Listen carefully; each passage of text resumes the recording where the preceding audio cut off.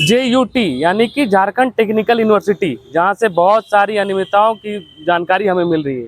और इन अनियमितताओं को लेकर टेक्निकल छात्र संघ के जो अध्यक्ष है अभिषेक बनर्जी जी, वो राष्ट्रपति तक गुहार लगा चुके हैं। आइए इनसे जुड़ते हैं।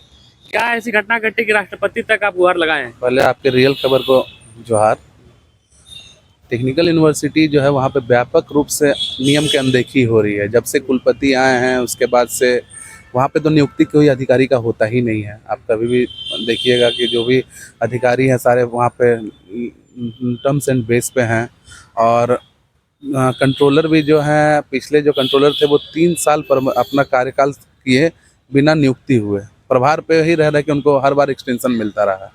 तो जब झारखंड बना, झारखंड अलग राज्य हुआ, तो कम से कम अब यूनिवर्सिटी बनी है 2018 में, वहाँ पे संचालन होने लगा पढ़ाई लिखाई वहाँ पे। उससे पहले 2015 में ही गठन हुआ था टेक्निकल यूनिवर्सिटी का। 3 VC अभी तक आ चुके हैं, 1 प्रभारी VC रह चुके हैं। उसके बाद भी अभी तक नियमावली भी नहीं बना है वहाँ पे। रिजल्ट अगर देखिएगा, रिजल्ट ऑनलाइन भी नहीं है वहाँ पे, रिजल्ट मेल के द्वारा भेजा जाता है कॉलेजेस को। और उस पर भी एक प्रॉब्लम है बच्चों का कि रिजल्ट 2 बार जाता है। ये कोई बच्चा आपको बताएगा नहीं, क्योंकि वहाँ पढ़ रहा है, कोई भी संस्था के बारे में गलत नहीं बोलेगा। होता है क्या है कि रिजल्ट जो है 2 बार भेजा जाता है। एक बार विदाउट सिग्नेचर कॉलेज को जांच करने के लिए किसी का मार्क्स टूटा है कि नहीं। अब इस पर क्या होता है, धांधली होता है। जो वहाँ पे हैं स्टाफ होंगे वो लोग लाइनअप करते हैं कि हमको कुछ पैसा दे दो, हम तुमको रिजल्ट पास करवा देंगे। अब वो रिजल्ट 1 सप्ताह 1.5 सप्ताह पहले आता है, उसको देख के इन लोग बताते हैं बच्चों को, पैसा ले लेते हैं, फेल होते हैं तो पैसा रिटर्न कर देते हैं। ये एक धंधा वहाँ चल रहा है। बहुत बड़ा आरोप लगा रहे हैं, इसका कोई सबूत है? इसका बहुत बड़ा सबूत हम आपको दे देंगे। हमारे पास है वो रिजल्ट जिसमें वो लोग लिखते हैं कि ये रेडी रेफरेंस है और ये कॉलेज को बस देखने के लिए भेजा जाता है। लेकिन अब वहाँ पे तो होता है, क्योंकि हमारे पास मैसेज भी है, बहुत सारे ग्रुप में मैसेज, अभी इनफैक्ट कुछ दिन पहले भी मैसेज आया है कि 3000 दोगे तो पास करा देंगे। ये ग्रुप में चलता है मैसेज। इसकी सूचना मैंने सारे जितने भी शिक्षाविद है सारों को मेल के द्वारा भेजा है। इनफैक्ट मैंने वहाँ के कुलपति को भी इस चीज़ के बारे में अवगत कराया था। और कंट्रोलर ऑफ एग्जामिनेशन पूर्व में थे वहाँ पे विप्लव किशोर पांडे, उनको भी मैंने अवगत कराया था। लेकिन उसके बाद अभी तक उसका कोई अपडेट नहीं है।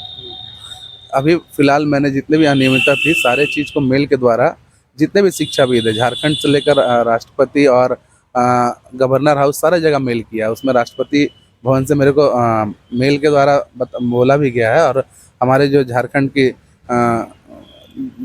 GS करके कुछ मेल ID है, अलका तिवारी जी, चीफ सेक्रेटरी। हाँ चीफ, उनको भी बोला गया है कि इस पे संज्ञान लेने के लिए मामले को। लेकिन उस समय मुख्यमंत्री के साथ वो बाहर गई हुई थी, तो 1 महीना लगभग होने जा रहा है, अभी तक उस पर कोई जवाब नहीं मिला है। शासी निकाय के भी अभी तक स्थापना नहीं कोई गठन वहाँ पे नियमावली ही नहीं है। मैं तो आपको बता रहा हूँ, झारखंड टेक्निकल यूनिवर्सिटी 2015 में ऑर्डर हुआ, 18 से संचालन होना शुरू हुआ, लेकिन अभी तक वहाँ पे कोई भी चीज़ का वहाँ पे ही नहीं है, रूल रेगुलेशन ही नहीं है।